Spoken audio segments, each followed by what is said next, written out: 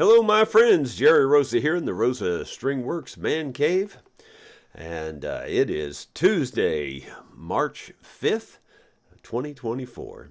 I thought I'd start off with one of the tunes that I wrote, and in honor of finding yet another wedding band on the farm, and I showed that to you yesterday, I thought I'd start off with my tune called The Wedding Band.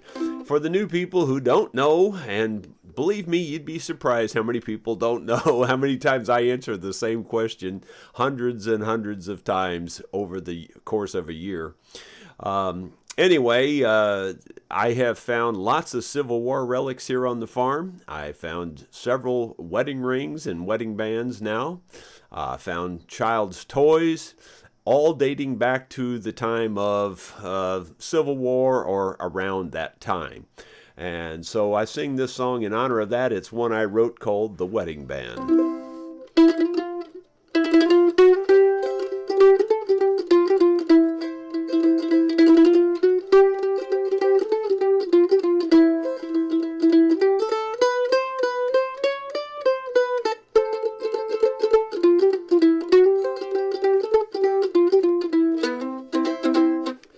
Sarah married John in '64. In that same year he marched off to war, leaving Sarah in the valley all alone. But that would change soon after he had gone. She washed the baby's clothes in the nearby spring, and it was there she lost her precious wedding ring. Feeling more alone, she longed for his return. The nights were long as her heart would yearn. And then 150 years pass into view, when her precious wedding band was found anew, just as if her soul were there for all to see. Sarah John and their baby.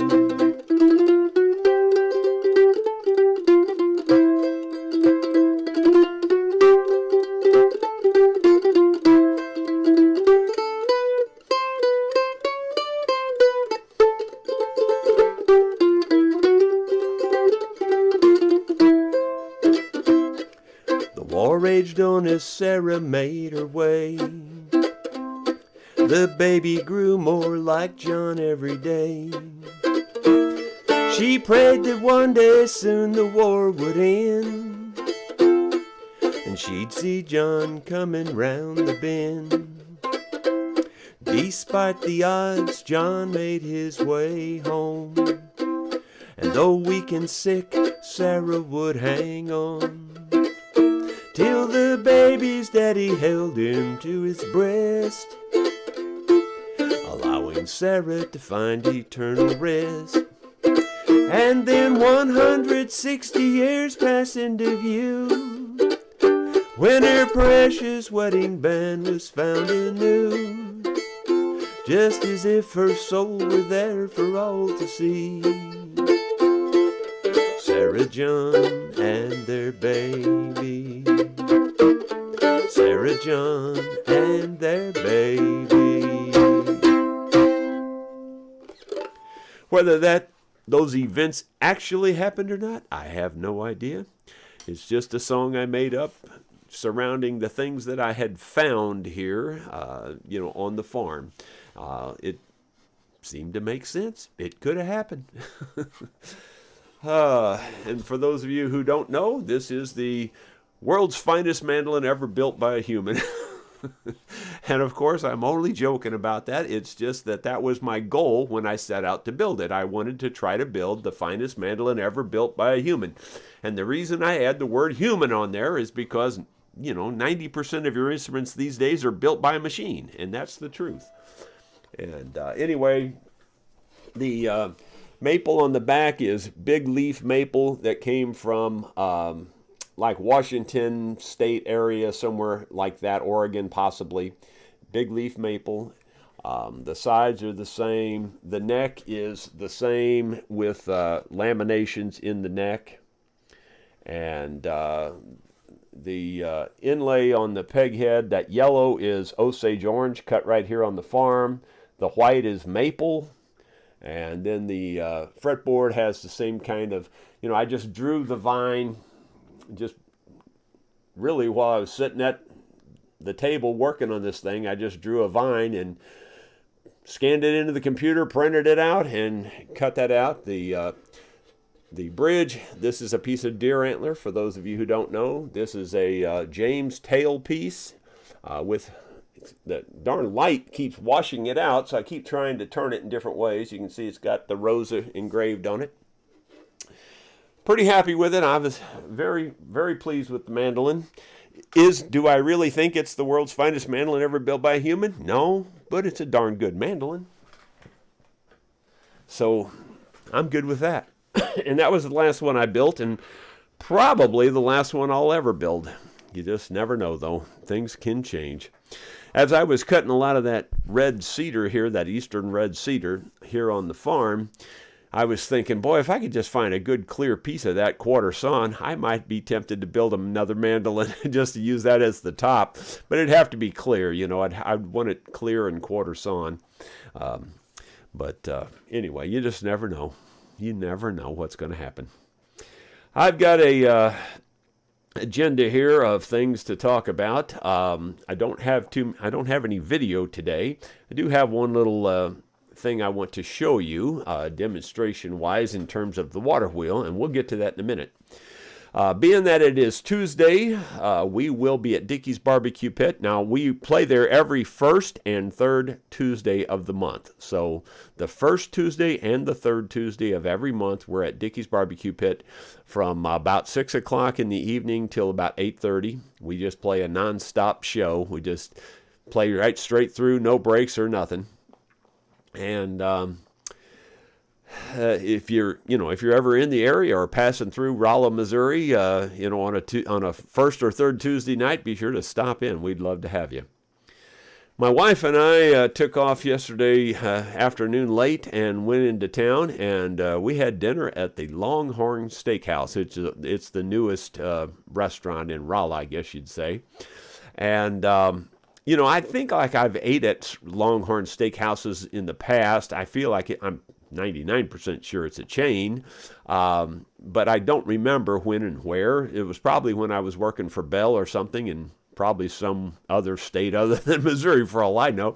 But I feel like I've eaten there before. I don't remember it leaving any kind of impression on me. But I'll tell you what we had there last night was really, really good. I don't remember the specific steak it was, but it was an 8-ounce steak. This particular steak came in either a 6-ounce or an 8-ounce. And in hindsight, the 6-ounce would have been plenty big for me because I don't eat a lot anyway. But the 8-ounce was more than enough, and it was all I could do to get it all down. It was really, really good.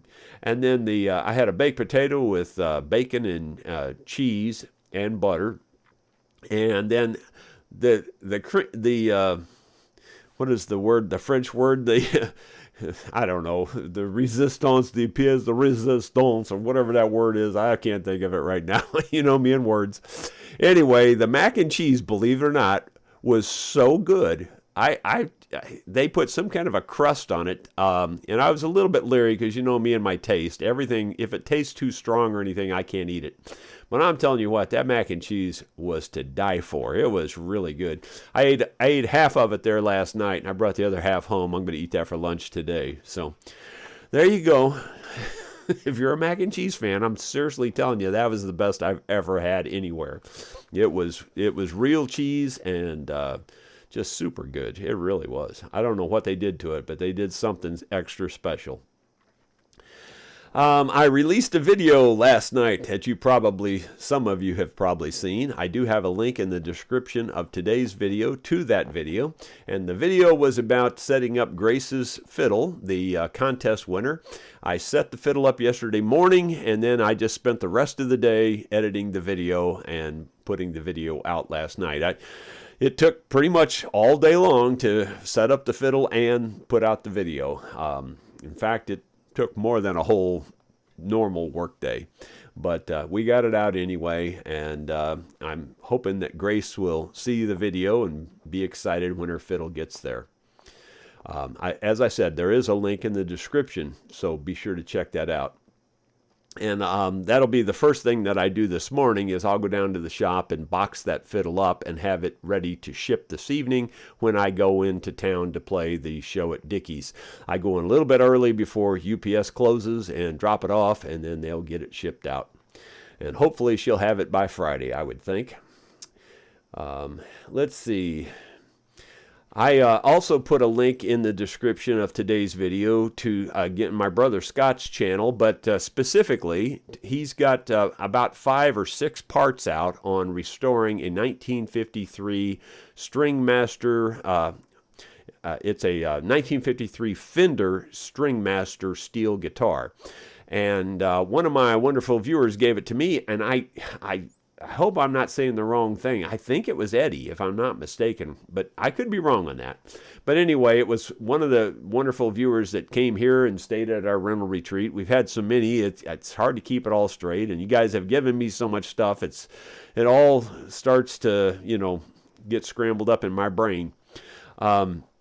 But anyway, I gave it to Scott knowing that I'd probably never ever get to it anyway, and Scott likes that kind of stuff. He really is into all kinds of instruments, and he can play anything and everything.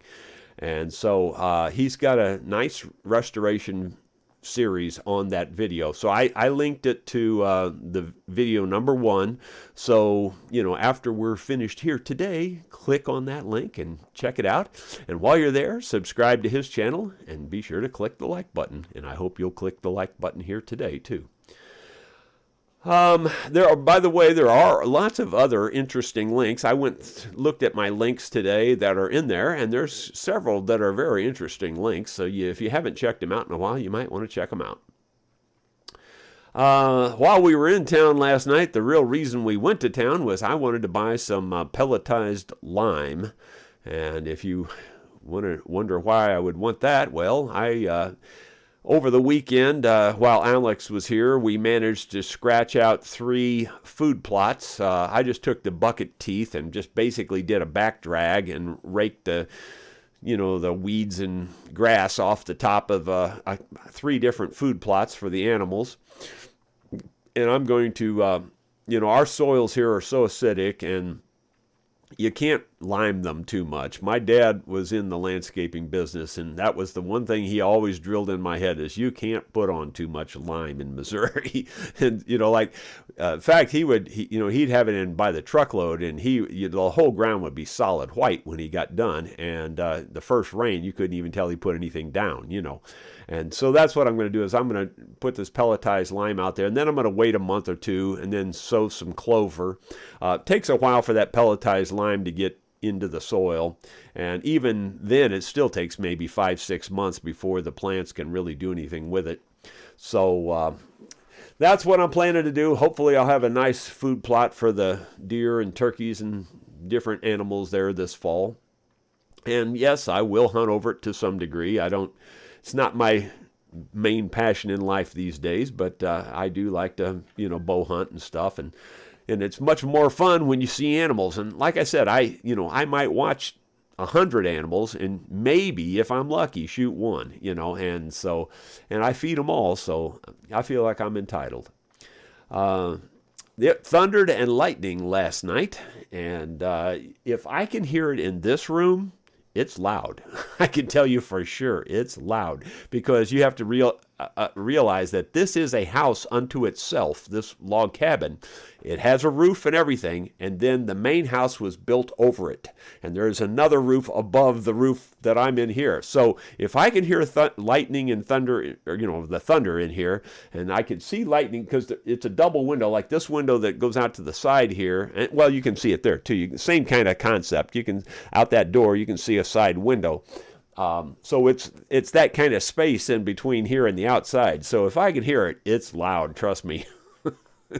And it must have been really loud, because I could hear it pretty good last night.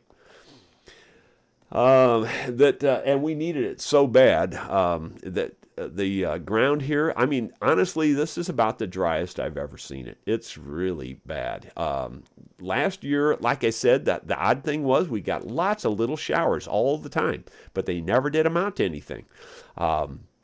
We need a good long 3 or 4 day, just a nice soaking rain all day long for 3 or 4 days. That's what we need, and to get caught up, because the ponds are down. Even the spring-fed ponds are barely keeping up. They're just barely keeping up at all. And plus, I'm going to need it for that water wheel too. So that thing, it'd be just my luck to get this water wheel project done in the spring dry up. And that spring has never dried up in the history of this farm to anybody's recollection. And it would be just my luck. I'm telling you. It's almost like the fact that I'm building it is causing this problem. I mean, seriously, because it's never been this dry before. Never has. Not here anyway. I mean, it's gotten really dry for short periods of time, but this is a long period of time that it's been dry. Let's see, what else? I ordered a large monitor to replace this little tiny thing that I'm looking into. And it hasn't even shipped yet, and it's still saying it might not get here till like March 20th or something. It's between the 6th and the 20th is when it's supposed to get here. That's a pretty big span. So I'm tempted to almost cancel the dang order and try something else, but I really like the looks of that monitor, and it looked like it would be a good one, and the price was real good. So I guess I'll wait a little while longer. Pepsi-Cola this morning. I'm going to, after I get that fiddle boxed up, the next thing I'm going to do today, since it is wet out there looking and just kind of a dull looking day, I thought the next thing I'm going to do is spend the rest of the day or however long it takes to figure out that auction software. I wrote a complaint letter to the company, and to my utter surprise, and I mean utter surprise, they actually answered back. And I think they've got some kind of suggestions, solutions in their letter. I didn't have time to read it. I'm hoping that it's something that'll point me in the right direction and I can get going. That's the best I got right now. So I truly don't know what they responded with, but it looked like were making an effort. That's all I can tell you right now. So I'll have to get into that and see what it is. Finally, the last thing here on my list is to talk about the water wheel itself. Now, I've been kicking around all kinds of options on the actual water wheel. Now, the house, I've kind of got that figured out in my head, what I'm doing there. The only exception is the one wall where the water wheel is, if I'm going to make it wood or stone, and I'm pretty sure I'm going to make it stone because I only want to do this one time. And, if you put wood there, it's going to stay wet all the time, and it's going to eventually, get moss and stuff, and it's just going to rot and die. So I think I'm going to go with stone on that end. But the wheel itself, I've gone back and forth. I was going to make it a steel wheel originally and put some steel buckets on it. Then I didn't really like that, and then I thought, well, I'm going to go with a wooden wheel all the way. And now I'm back to the steel wheel again, but having a wooden rim around it with wooden buckets. And I think that's where I'm landing. And here's my idea. And I absolutely know that I could get this done. The problem is it will take me forever to get it done. I mean, it'll take me 2 or 3 days of just solid work, trying to figure it out and figure out all the measurements and the angles and all that junk. And I know there's probably somebody watching this right now that is such a good draftsman and really good with CAD programs that could whip this thing out in probably 15 minutes. Or maybe an hour, And if you're willing to do that, here's my idea, and I would love to hear from you if you think you could accomplish it. I'll give you the exact dimensions because I don't have them right now. I didn't think to get that ahead of time. But anyway, here's my idea, and I don't know if this is going to wash out. Now it looks like it'll show up. Okay, so I'm just, this round circle is the steel rim. And then what I thought I would do is to make one, your typical dimensional lumber is 1.5 by, 8 foot long or 12 foot long and maybe 6-8 inches wide. And I'm not sure how wide the wheel is. I think the wheel's about 6 inches wide. So what I was thinking is making these wooden pieces that are on there, I was thinking of making them about an inch wider on each side, so a total of 2 inches wider than the wheel is wide, and that way I could screw through to screw the buckets on, pretty easily with that extra overhang, and I could use stainless steel hardware and stuff like that. But what the tricky part of this is, and what I thought I would do is, you take like a 2x8 or something, and you can see, and it's really hard for me to do this. You can see that area there would be the thinnest part. Everything's so backwards on this. That would be the thinnest part is right there. And I would want that part to stay at least an inch thick. Like you could cut, this circle would be cut out of it. And that would be like cutting out like a 1/2 inch of the circle. And having the ends come to this point right here. And having those ends match up. So in other words, it'd be a 1.5 inch thick board at the thickest place, only maybe an inch thick here, and the ends would match up. And what I don't know is how to figure that out, how to make that all come out even, and how many boards how many different pieces, like, as an example, say an octagon, or is this a dodecahedron, or whatever that word is. Is it 12 sides? Is it 8 sides? Is it 20 sides? I have no idea. And I thought there's somebody out there with a CAD program that could make this work out. And, using dimensional type lumber, 1.5 inch thick lumber, where I'd still have at least an inch thickness here, because I really do want an inch thickness at the thinnest, because it just needs to be strong, and needs to last, and with all the water and everything, I don't want to go thin there. Like a 1/2 inch thin is probably too thin in my opinion. So a full inch I think would be fine, or even might skimp and go to a 3/4 if I had to make this all work out. But if there's somebody out there that thinks they could draw up plans for that and send those to me, I'm all ears. I would be very, very, very grateful. So, I'm sure, I am absolutely positive I could figure this out with a CAD program. But I only use the CAD program like once every 2 or 3 years, and I'm no expert, and it just takes me forever to get back into the swing and then figure that kind of stuff out. And it'd probably take me 3 solid days of solid work to get that figured out. Where somebody else out there, I'm sure, could do this in about an hour. So if you're that guy, shoot me an email, please, rosastringworks@gmail.com. I would absolutely love to hear from you, and it would be really, really helpful. And that way I can get off the dead center here and get moving on this project. I want to get that wheel built. I need to keep it as compact as possible, too, because the wheel itself, I don't know how many inches it is. I'm going to say the wheel's 4 foot across. That's just an absolute guess. I don't really know. But I don't have a lot of room for the buckets and all that. I can't make it huge. I have to keep it a certain size. But anyway, if you're interested in trying that project out with me, shoot me an email, and I will go down there and measure the wheel and get you exact measurements. And then you can help me out, and I would absolutely love it. That's everything I was going to cover this morning, so let's look at the comments and see where we're at.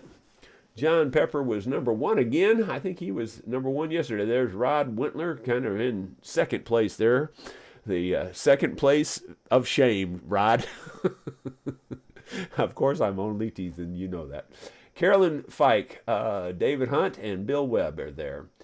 Moving on down, looking for question marks. Let's see. Let's see if we have any. There's a lot of good mornings and well wishes and things. Dottie's back with us. And I was praying for you yesterday, Dottie. Hope everything's okay. Okay, looks like Dottie has a question mark there. It says, Jerry, I enjoyed your video of you setting up the violin. Well, thank you. Yeah, the violin itself's pretty decent. The bow ain't much, but they make some darn nice bows at reasonable prices nowadays. And I sent an email to them telling them, the kind of bow I would recommend that they purchase. So hopefully they'll do that and get a good, decent bow. This little bow here will work until they get one, Plus, if you don't know anything about playing a fiddle, the bow itself is just as important as the fiddle. I mean, it'll make you or break you. And a good, solid bow just feels so good in your hand compared to these little cheap ones, kind of like that one's coming with. They just feel so much better. So it's well worth it to get a decent bow in case you're that person trying to learn to play fiddle. Spend some money and get a good bow. And if you want to know what a good bow is, first of all, it needs to be made out of Pernambuco, Pernambuco, approximately. I don't know if I'm spelling that exactly right, but it's something close to that. Pernambuco wood. And you want that. And, of course, you want real horsehair. And you definitely want a 4/4 size bow. 4/4 meaning full size, for a full size fiddle. Because they make them in different sizes. They make 3/4 and, 2/4 and all kinds of sizes. So get a 4/4 violin bow. Let's see. Moving on, there's Chuck and Jeff Puris, and then there's Lon. And then after we went live, Walt Willard was number 1 there, and then Steve, looks like Caulfield. Do you use any lidocaine or anything like that on your hands?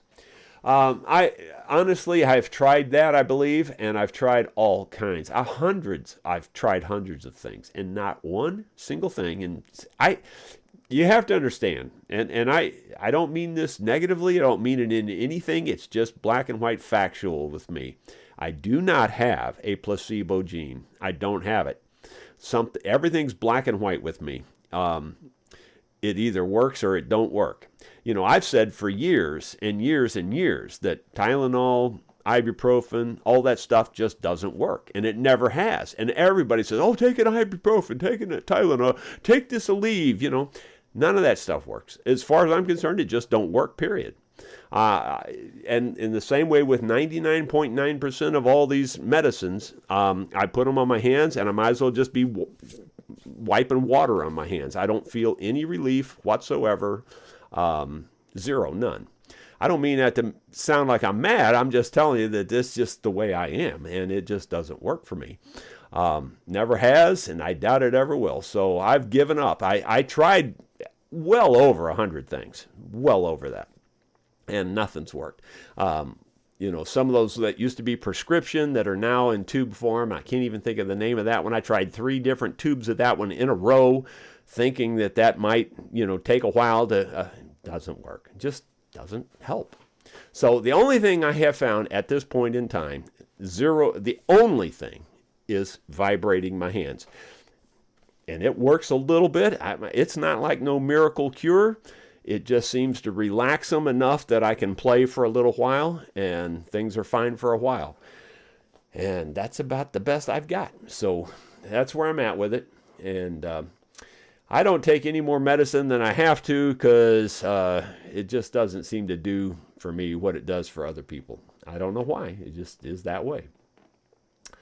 Bill Rhodes, good morning, Jerry from Warrenton, Missouri. Well, good morning to you.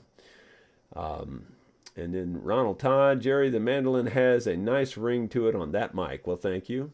Bill Rhodes, Jerry, I love the song that tells a story. Well, thank you.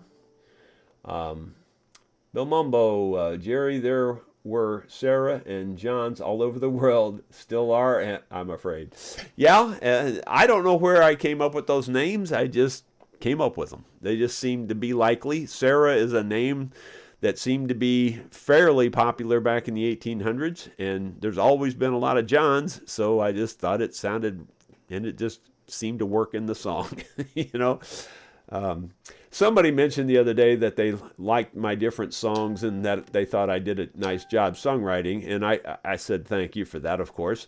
I guess I was just going to mention that if you're a person out there trying to write songs, try to write them true. true to life. Try to write them true to what you know. Try to write them, don't try to force a song. Try to find a subject that makes sense to you and write about that subject. It'll be way better than trying to just concoct some weird song out of the air. I get a lot of those sent to me, and you can kind of tell that's where they came from. You can just kind of tell. They don't have any there's nothing you can't read between the lines on those songs. There's nothing there. There's no more story to it. I'm not saying I'm the best at it. I'm just saying that that's things to consider. If you write about what you know, and I think that's been true from day one, and all writers tell you that, even whether they're writing songs or stories, write about what you know, and that's what I say. So, my shirt, by the way, today, and it's got two spots there that you can just ignore. I think that's, so I got too close to some caulking or something. But it says, I don't have the time or the crayons to explain this to you. I started to show you that shirt before I did this. But I was afraid I might offend you and you might not help me. Let's see. Moving on down, let's see. John Warren says he's never had a bad meal at Longhorn. They're a fine restaurant. Well, see, like I said, I'm 99% sure I've eaten there before, but not here in Rolla, of course, because it's a brand new restaurant. But somewhere in my life, I've eaten at a Longhorn, and I don't remember a thing about it. Like it didn't impress me, I don't think. But this meal last night, and I'm real skeptical. I'm hard to please when it comes to food because, I've told you, I've got the most sensitive taste buds in the world. I mean, I really do. And that's not an exaggeration because I've been tested. And, anyway, the point is that it takes a lot to please me with food. And I'm telling you what, that was really good last night. It was really good. See, I've eaten there's other steakhouses in Rolla, and I've eaten at all of them, and they're okay. I mean, they weren't bad. They just weren't impressive. This was impressive. It was good. It was really, really good. So there you go. For what it's worth. Blair Turner. I just discovered we have a Dickey's barbecue pit here in Calgary, Alberta. So I expect to see you there one of these days. Let us all know when that might be. Yeah, well, all it takes is a little expenses paid, and we're there. It is just, I was scrolling just so nice, and then it just jumped, and so now I don't know where it is. Okay, I think I found it. Theron Corbett, are the wild turkeys gobbling on the farm? Well, I haven't been out that much in the mornings right now to listen, but I have a feeling they're gearing up. It's going to be real soon. There is a spring turkey season, and I probably might go this year. I haven't gone in the last several years, but there's tons of turkeys up and down the gravel road these days. In fact, we saw them on the way out last night. We saw 2 different flocks. I would say in the first flock there was well over a dozen, maybe 2 dozen, and in the second flock I would say 8 or 10 anyway. So there's a lot of turkeys this year for some reason, and I think it's because again, every time I say this, people just say, you just say that kind of stuff because you like to kill stuff. No, I don't. The coyotes here got a bad disease. I think it was mostly mange, and they died off. There's not very many coyotes around here right now, and I think that's why there's so many turkeys. The turkeys are just coming out of the woodwork this last 2 years. Last year and this year both, there's lots of turkeys. We see them everywhere. Where before, if you saw one turkey, you'd be lucky, and it's the coyotes have really died back. There was a time when 4 or 5 years ago, JR had, I think he counted 7 or 6, I forget now how many he said now, but 6 or 7 coyotes after his sheep at one time. So there was a lot of coyotes here, and they were killing off everything. But boy, Mother Nature, you think, those of you who hate to hear about shooting an animal or hunting or eating, that kind of thing, you're vegetarians or whatever.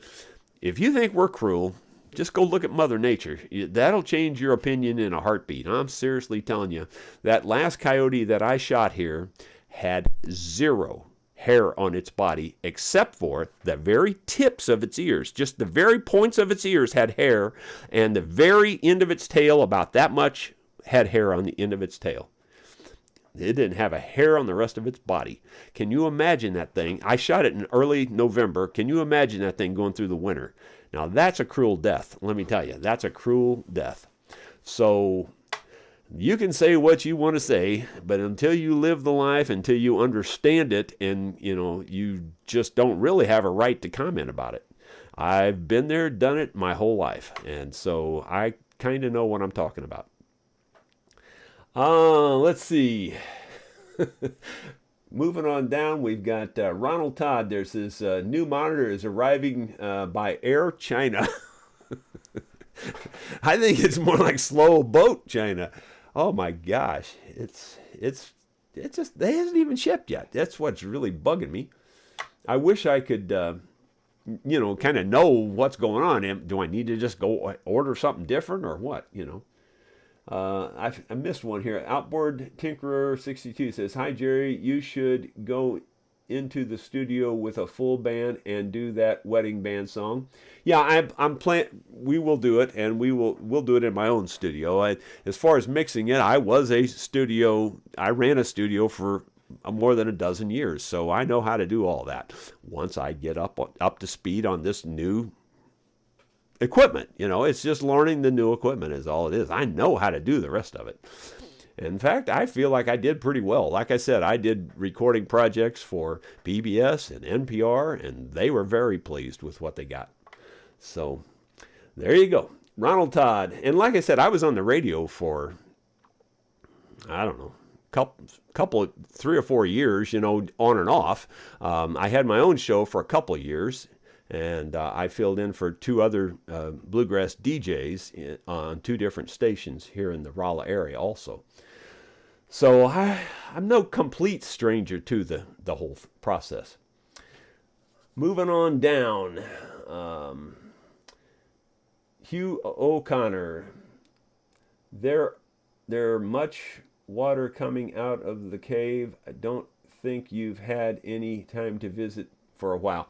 I went by there the other day, and I think the water's still coming out of the cave. At least there's still watercress, that green stuff that grows out, stuff that I would put in a compost pile and other people eat.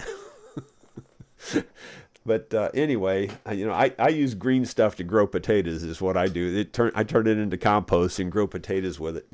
But I understand watercress is supposed to be pretty good. I don't know really what it tastes like. It wouldn't be any point in me tasting it because all that green stuff tastes about the same to me. Just extremely strong chemical taste to me is what it tastes like. So if you want to know.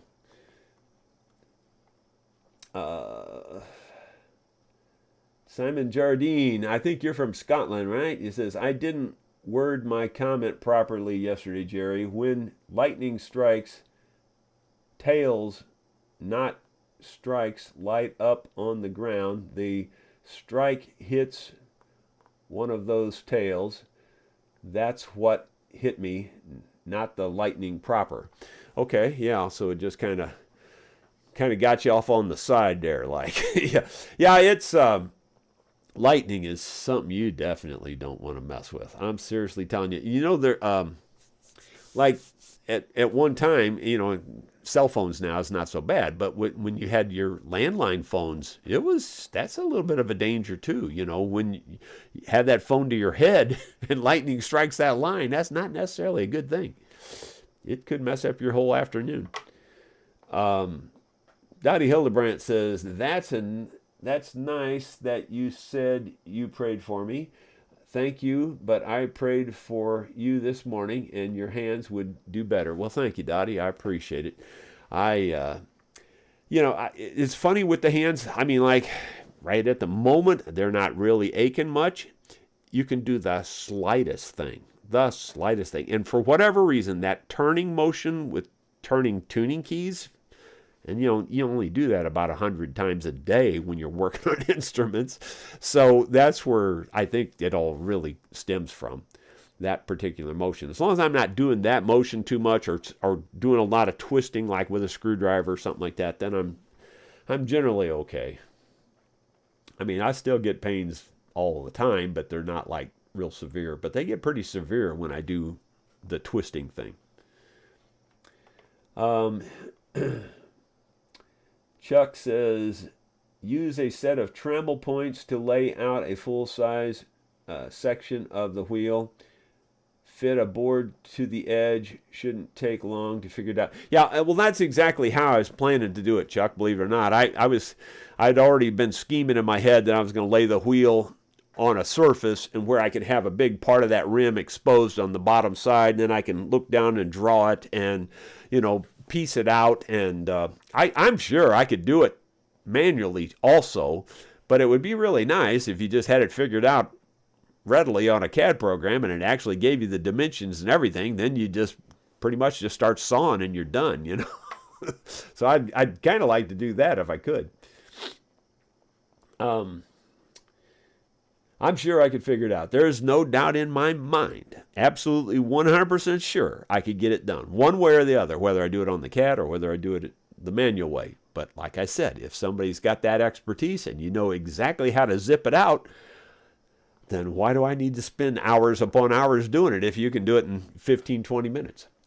And if you're willing to help, of course. Joe Everett, my great-grandparents were named Sarah and John. Sarah died when my grandfather was a baby, and John died about 3 years later. Well, I'll be darned. Well, that's kind of like my song, too. Sarah lived long enough for the father to get back from the war, basically. Gary Hayden, Jerry, does hard work on your farm make the hands pain worse? No, actually, that doesn't seem to bother me. Your normal lifting and just normal stuff don't bother me too much. It's the darn twisting action. That's what gets me. And boy, it gets me. It really does. You probably think I'm exaggerating, but I bet you, there was times when I would do 5, 6 instruments in a day, and every one of them gets new strings, and sometimes you put those strings on and off 2 or 3 times, tightening them up, loosening them, changing something, tightening them up, loosening them, and then you do that times 6 strings, times 6 instruments, and you do that several days in a row, which is what I was doing. I mean, I was doing it a lot, and I guess that just kind of wore that little motion out in my hands, I guess. But honestly, I noticed now that I've quit doing it so much, that's what I notice where it hurts is when I do that. That's for sure. Moving on down.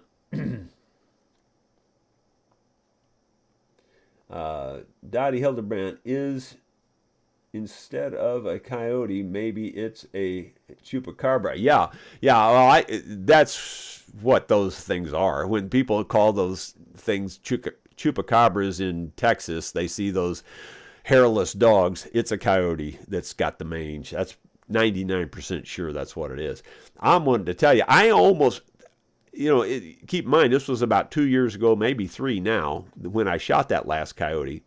And I was going to film it and show it to you guys. And I thought, man, that thing is so gross looking. I just don't even want to bother. I don't want to show you. But then again, I thought, man, that was stupid. I should have shown you because that would have made a believer out of those people that are skeptics. You just say that because you like to kill stuff. You think they get diseases. No, I'm telling you, they get diseases, period. You can believe whatever the heck you want to believe. And when they get overpopulated, and I don't care what it is, deer, turkey, squirrels, it don't matter what it is. Anytime something gets overpopulated, Mother Nature takes care of it. One way or the other, it'll take care of it. John Warren, Jerry, do you have armadillos showing up on your place? I have about 95 miles north of you, and they're here on my place digging up the ground. Yeah, John, they're terrible. And we bought this place in 98, and in the early 90s, we started noticing them on Highway 44. It was in the very early 90s, maybe late 80s even. We'd see one or two around. And then by the late 90s, they were everywhere. And my dad and I were going to take a trip. My dad still hadn't seen that many of them. We were going to take a trip down to Arkansas for a friend's funeral. And I said, Dad, on the way down there, we're going to count the armadillos we see. And I think we got up, and this was in the early days compared to now, I think we got up to 85 dead armadillos on the road that we counted that day. I couldn't even tell you how many you'd count now. They're just everywhere. Yeah, and here, our big dog Tucker, you can't hardly go out there any particular day where you won't find a dead armadillo laying somewhere in the weeds. He kills them left and right. And I'm just okay with that because we don't need those suckers up here. They aren't native. They weren't native to this area at all my whole life up until, the last 25 years or so. And now they're everywhere. I used to say when it all comes to an end, the only thing left are going to be coyotes and possums. Now I have to add armadillos, and maybe just armadillos by themselves will be the only thing left. That maybe some cockroaches. It's bad. There's a lot of armadillos. They're everywhere, just everywhere. Joey Dano Guitars. It's funny I can relate to the chemical taste. If you eat cilantro, it tastes like chemical to me, but I can eat broccoli, green beans, and I'm okay. Yeah, well, apparently I taste the chlorophyll in plants. That's what the taste, quote unquote, I don't know. Again, I can't think of the proper word, but that's what a taster is. You taste the chlorophyll in plants, where 99.9% of the people cannot taste chlorophyll in plants. When I was real little, people, I've told this story before, but my mom, she said she just cried all night long because they couldn't find anything I would eat. Everything they'd put in my mouth, I just spit it completely back out. Like they put, how you see babies all the time. You give them like mashed up green beans or something, or, in baby food. And they might make a face, but they'll go ahead and eat it, Not me. I spit it out completely. I didn't eat any of it. And it was just that way until I got big enough to have teeth. And then, the only thing they could get me to eat prior to that was mashed potatoes and milk. And that was it. That's all I ate till I got teeth. And then they started feeding me meat. And, the rest is history. But then I didn't even know I had this. It's like being colorblind. I didn't even know I was colorblind. You can't know these things. All you know is what you know. I can't know what food tastes like to you, and you can't know what it tastes like to me, and I can't know what the colors look like to you, and you can't know what they look like to me. And that's my point, is I didn't know I had a taste disorder. I didn't know I was colorblind until I was in Mr. Burroughs' biology class as a senior. I just thought I was some weirdo that just was picky on everything and all this stuff. Well, I've told the story quite a few times, but he handed out this piece of paper and he didn't tell anybody what it was. He just laid it on our desk. He literally walked up and down the aisles laying this little strip of paper. People say litmus paper. It was not litmus paper. That's for testing acids and bases. That's not that. It was some kind of paper. And anyway, it looked kind of eggshell colored, actually, kind of eggshell, kind of slick looking. But anyway, he laid it on everybody's desk. And then he walks up to the board and he starts writing out assignments and stuff, and he didn't say nothing about the paper. And 5 minutes later, he turns around and he says, that little piece of paper I laid on your desk, put that in your mouth. Well, me being the way I've been my whole life, not liking anything in my mouth, I didn't put it in my mouth. I just sat there. I thought, well, this is kind of stupid. That's what I'm thinking. So I didn't do it. I just let it sit there on my desk. And all the other people put it in their mouth, and they just sat there fat, dumb, and happy and didn't say nothing, He goes, can anybody taste that? Nobody could taste it. 30 minutes later, he's walking down the aisle, and he comes by my desk, and he says, hey, that piece of paper there, it doesn't look like you put that in your mouth. Did you put that in your mouth? I said, no, sir. And he says, put it in your mouth. I said, Mr. Burroughs, I don't want to. And he says, put it in your mouth. I said, okay. So I put it in my mouth. And I went, oh, my God, this is horrible. And he's going, you can't taste that. And I said, yes, I can. I said, it tastes terrible. And he's saying, well, if you can taste, he says, I've given this test to, every class I've ever had. I have 6 classes a day for the last 30 years, and not a single person could taste it. So if you can taste it, what's it taste like? I said, well, I don't know, Mr. Burroughs. I really never tasted nothing just like it. I guess I'd say it tastes like sulfur or rotten eggs or something like that. And he's going, oh, I'll be darned. He says, that's exactly what they say it's supposed to taste like. And I said, well, I can taste it. That's all I can tell you. And then, then the same, that was a revelation for me. It was an eye opener. It was redemption, if you will, because everybody, my whole family just thought I was such a picky idiot, It's just something you can't help, And because it's not like something you can man up and go, oh, just man up and eat it. You can't do it.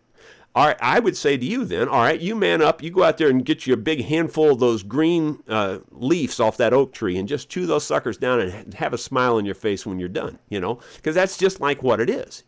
I could just as soon, in fact, they don't even taste as bad to me. A leaf off a tree doesn't taste as bad as like lettuce.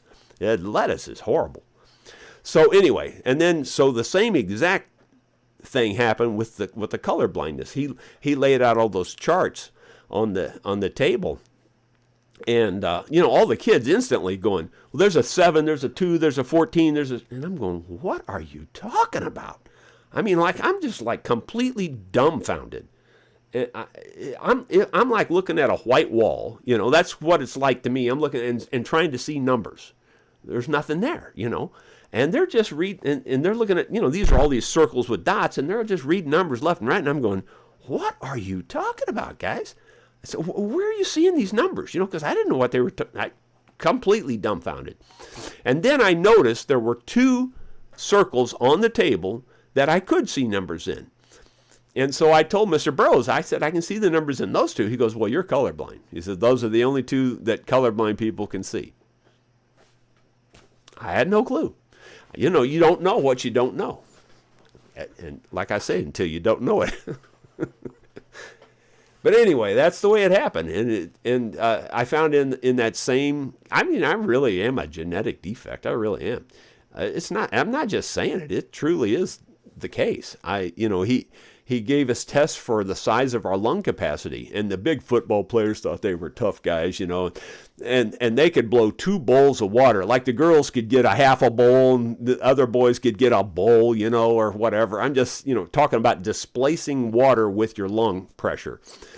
So, and I'm thinking, well, those football players, I guess they're going to be hard to beat, they could do 2 bowls, or whatever. So I get up there, and I'm not making it up. I did 4 bowls. I did twice as much as the best one in the class. I just had gigantic lungs. And where that came into play was out there in Yellowstone. We were at one of the higher elevations. I don't know, it was 8,000 or 9,000 feet. I don't know where it was exactly, but everybody was complaining that they couldn't breathe. I can't breathe. I can't breathe. I got to sit down. I got to rest. And I'm just like, this is the best air I've ever breathed in my life. I was absolutely in heaven. I think I'd probably be one of those people that could climb Mount Everest without an oxygen tank. That's what I think, because I'm not kidding you. I'm not just saying it. It's the truth. It was the best air I ever breathed in my life. In fact, when we were at that place, there was a vertical walk down. It was 900 or maybe it was 600 vertical feet. But anyway, it was 900 or 600. I don't remember. Doesn't matter. It was, so many feet down. Well, nobody that we were with wanted to do that. And I said, well, I'm going down there. And the reason was it was some waterfalls and things. And I thought, I'll just go down and take some pictures. So, and I'm not exaggerating. There was like a mile this way, a mile back, a mile. I mean, it probably wasn't a mile, but it was a long darn way. You go long way, and then you come back, and then you go a long way, and then you come back, and you go a long way and come back. And just did that. I couldn't tell you how many times. It must have been close to a dozen times to get down there, you know. And so you're walking way farther than just 600 feet down, you know. And so anyway, I literally walked that whole thing, walked all the way down at a brisk pace, and snapped 3 pictures, 4 pictures, whatever it was, turned around, walked all the way back up. Didn't ever sit down for a rest or nothing. Didn't bother me in the least. The worst thing was I was just sweating like crazy because it was a warm day. But other than that, it didn't bother me at all. So I definitely have something different about my lungs. Yeah, I don't know. I'm just a genetic defect. I have AB negative blood, which is, you know, pretty rare. It's not probably not the very rarest, but it's pretty rare. And I don't know. There's several other things. You know, of course, you've already heard me talk about my gigantic long fingers and little tiny wrists. My wrists are tiny for a man, you know, like a regular man's wristwatch just spins on my wrist. So I have just a genetic defect. That's all I can explain it. That's the only way I can explain it. Oh, the other thing was my calves and my legs are apparently super, super strong. I don't know why. They just are. Like, and I proved this again, when was it? Christmas? No, when was it? Yeah, I guess it was Christmas. We were over at my sister-in-law's house, and they have a universal gym in their basement. And my grandkids were down there, and they were playing with the weights and stuff, you know. And so I sat down on the one, and I said, now put all the weight you got on that one. Now this is the one where you lay the bar across your ankles, and you lift your ankles up. So I'm trying to show you here. You do this. You lift your ankles up like that. I said, put all the weight that there is on there. Put it on there. So I think it only went up to 200 pounds. But anyway, they put the 200 pounds on there. I just lift it right up, no problem at all. Even now, you know, I don't know why my legs are strung like that. But now pushing this way, nothing special. Can't do any more than anybody else. When you're pushing this way, I can't do it. But lifting that way, I'm off the charts on that, because I know at the school the coach put all the weights on there that he had. I could lift that, and then he sat on top of it. And I told him, I said, Coach, I can pick this up if you sit on it. He's going, there ain't no way. He sat on it. I threw him back in my lap. So I don't know why I'm this way. I definitely have some crazy, crazy stuff. Fortunately, most of it's good. I mean, the color blindness and the taste thing's not so good, but even those aren't horrible. So I'm very lucky. I'm not complaining. I'm just trying to explain the facts to you, because these things come up all the time. For me, anyway, it's just weird stuff. Just very, very weird.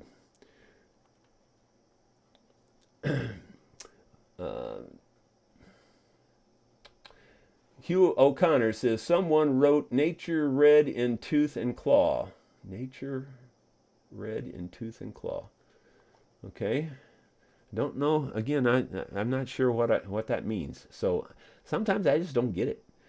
Jerry, I put a PDF file in the comments up above that may help your Waterwheel job. Okay, I don't think I can get to that. If you put it in the comments, it won't do me much good, I don't think. I don't hardly ever see anything attached in these comments ever. Sorry, but anyway, that's just the way it is. Moving on down, I've lost my place again. Bill Webb's there. I like the taste and smell of cilantro, but Ramona and Allie can't stand it. Well, if it's green, I can't stand it either. I can tell you right now. You know, the worst, I mean, absolutely the worst stuff is cooking green stuff on the stove. I mean, I just want to leave the house. I mean, I don't care what it is, but like especially bad is something like cabbage or something like that. But anything that's got onions or garlic or broccoli or anything that's got a lot of stuff in it, man, I can barely stand to be in the house, and I'm not kidding. I've seen a pack of Theron Corbett says, I've seen a pack of coyotes take down feral horse, foal, Nothing humane about that. No. Oh, trust me. Yeah, coyotes are, they're, another nickname for them is death dogs. They're relentless, and they're not like a dog. In fact, there's a young guy that came here, a young kid. In fact, I guess, I can't, me and names. But anyway, he was here, young kid, like 12, 13, 14, something like that. And he didn't want me to shoot a coyote because that looked too much like a dog. And I said, son, there ain't nothing. The only thing that they have in common is the slight looks. They kind of look like a dog, but they're not in common with a dog at all. They got these long canine teeth for ripping, man. I mean, that's what they do, is they rip and they tear. You don't want to get in a coyote who just it'd kill you in a heartbeat. They're not something to play with. I mean, if you catch them as a little pup, you can kind of tame them to some degree. But yeah, once they're wild, forget that. And even you can't trust them even that way, really. James Cott, people who own cattle sometimes leave coyotes to help cull feral pigs or Russian boars. Yeah, I could kind of believe that. Let's see. Dottie Hildebrandt, James Coop, tell the coyotes turn on the newborn calves, easier catch than pigs. Yeah, that's true too. They'll go after anything newborn if they can get to it. They will. I don't hate coyotes. In fact, I love them. If you really get right down to it, you may say, well, that's stupid. You don't love them. Well, I do. I mean, I love all nature animals. I really do. I don't want to kill off all the coyotes. I don't want to kill off all the bobcats. I don't want to kill off any of the predators, like the hawks and the owls and all that stuff. I love them all. I really, truly do. But on the other hand, once humans have screwed this all up. I mean, we got rid of all the wolves. And wolves are what kept the coyotes in check. And now Mother Nature just keeps coyotes in check. And so, I mean, that's why I don't mind shooting them. When they get to be too thick, well, then your rabbits suffer, your squirrels suffer, everything suffers. So that's why I shoot them. Bill Webb, there's not a coyote or a pack of coyotes in Texas that'll take on a full-grown Russian wild boar. Generally, wild pigs in Texas only have one predator, and that's landowners. Yeah, well, you're right on that. I mean, a coyote will take down a small pig as long as they can get to it without the big boar going after it. I have a slightly humorous story on that. Buck was my black dog I had that used to find my deer antler, and he always ran in front of the Ranger. When I'd be my 4-wheel drive Ranger, he'd be out in front of it about 15, 20 yards, just running as hard as he could go. No matter how fast I was going, he'd stay in front. And we were going up one trail, and I saw a bunch of wild hogs take off to the right. Well, Buck, man, he takes off, and there was a small one, a pig, and Buck was about to catch that pig. And that mother sow turned on that dog, and man, that old Buck, he says, I ain't having none of this. He took off, man. He got out of there because you don't mess with those big hogs. Like you said, the coyote wouldn't stand a chance against a big hog. Now, the coyote would take out a pig. There's no doubt about it, a small pig. But they're not going to really affect the population of your wild hogs. You're 100% right on that. They're not going to take them down, and they're not going to clean them up or clean up the population. I can tell you that for sure. Jim R., any way I can get specs on saddle jig? No, I don't have the saddle jig here anymore. I sold it to Caleb. But I doubt he would give it out either because that's his livelihood at this point. But no, I don't have any way to do that. Let's see. Dottie Hildebrandt, can you eat spaghetti? Well, generally speaking, I'm sure I could eat the spaghetti itself, but when you put all the other junk on it, no, I'm not going to be eating it. So, yeah. Basically, it's just like my wife says. If it's got more taste than cardboard, I don't eat it. It's kind of the truth. Anything spicy, anything like that, I don't eat it. Just don't eat it at all. Simon Jardine, is the back guitars one of yours, Jerry? Yeah, that black guitar back there. Yeah, I don't remember seeing it until a few days ago. Yeah, I played it a few days ago on the channel here, or a few different times on the channel here. I played it, I think, 2 or 3 days in a row. I was playing a tune on it. The story is that one is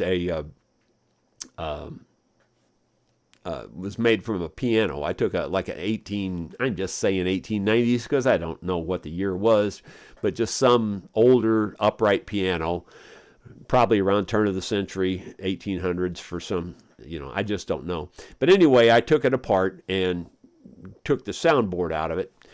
And that's the one and only time I'll ever do that, because that was really difficult. And I used that for the top of that guitar.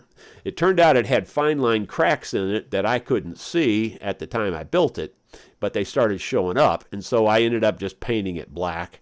And the sides and the neck and things were just cull parts that I had laying around the shop that I had started to use to build other guitars, and they weren't good enough for a customer's guitars, but I just set them on the shelf. So basically, I just put that thing together. Somebody said it's a Frankenstein guitar, and that's kind of what it is. But it sounds good. It's got a good tone, I think. Plays pretty good, but it's not. The bridge height is too tall on it. I need to get the neck angle set right and put a better bridge on it. It's got its issues. I'm not going to ever sell it or anything. Moving on down here. Dottie says, Simon, it's his guitar. He's played it before. Yeah. Simon Jardine, that should say black guitar. Yeah, I got you on that. That's what I figured you were talking about. But back also kind of fits because it's back there. Bill Webb, the sows are more dangerous than the boars, especially when they got the pit. Yeah, well, pretty much any wild animal, the mother's the thing to watch out for, like with the bears or any of that stuff. Mamas can be, heck to deal with. And even a doe, like a deer, you start messing with her fawn and she's there, you're in for trouble. Yeah, any mama animal's going to get you if they can. Guys, that's going to be it. 164 viewers are still here, even after all my crazy stories. Breathe Scotland, I just took a piano apart a few weeks and get a hold of the soundboard for a future first guitar build. Well, I hope you had better luck than I did. That was one hard thing to get apart. All the cross braces were glued to it, and you had to break those off, and it was just a lot of work. I wouldn't do it again. I say that. It just depends. I probably wouldn't do it again, though. Guys, thank you for being here, and we will come back tomorrow with something else, and I'll try to get some kind of video for you tomorrow, too. We'll see you then.